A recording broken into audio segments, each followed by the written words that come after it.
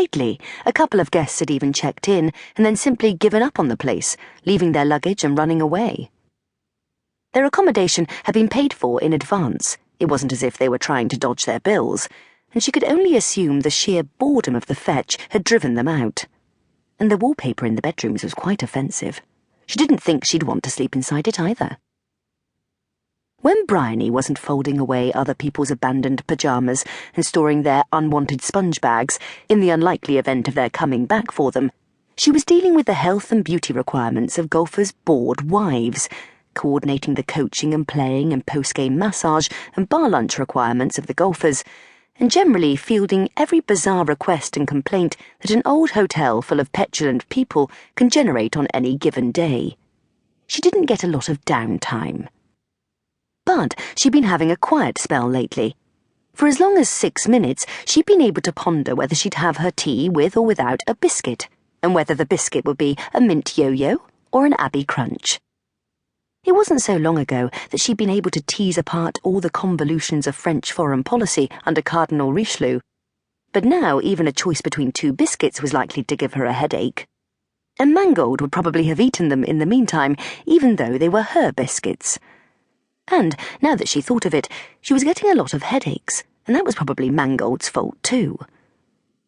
She decided to take the risk of leaving the slightly scuffed reception desk unattended and propped a small handwritten card next to the brass counterbell. Please ring. Advice and assistance obtainable immediately. Before she slipped off through the door next to the scruffy room key pigeonholes and along the narrow passageway that led to the staff office. Bryony had never liked this passageway. It was too narrow, and its wallpaper was dreadful, worse than in the bedrooms. A claustrophobic pattern of purple and red swirls, which almost seemed to wriggle when you looked at them. And it was always either overly cold in here or, like today, much hotter than was pleasant. She tended to rush the journey. As she rushed, it wasn't far and would take less than a minute. She wasn't aware that behind her, the wallpaper not only wriggled, but swelled in 2 places, heaving and stretching until it seemed there were 2 figures caught behind it and fighting to get out. Had she turned and seen this happening, it would have made her very frightened and also slightly nauseous. But she kept on walking, hurrying, simply aware of an odd taste in her mouth, as if she'd been sucking pennies. When Bryony reached the office doorway, she saw that both her packets of biscuits had disappeared, and there was a little gathering of crumbs on the shelf where she'd left them. She didn't see, because her back was turned, and anyway, why on earth should anyone be on the alert for such a thing? The 2 figures had detached themselves stickily from the nasty wallpaper and were now padding along towards her. Each of them seemed unfinished, like rough models of small human beings made out of purple and red meat. Their outlines shifted and rippled horribly. Eyes and teeth emerged to the front of 2 rudimentary heads. They showed white and shining and clever against the shifting masses of glistening flesh. And there was no way out for Bryony. The staff office was a dead end in every sense, as she'd often told herself.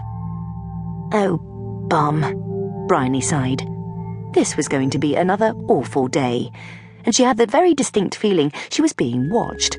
There was a tingling against her neck. She was filled with an impulse to turn round, and also an idea that if she did, she might not like what she discovered.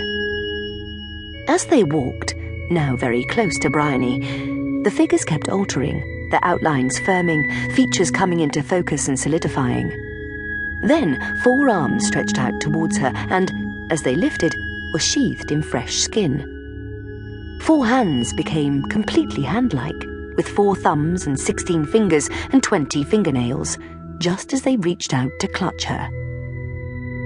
As Bryony finally did begin to spin round, she felt herself being held by both her wrists and heard the word, "Boo!" being shouted by 2 very similar voices.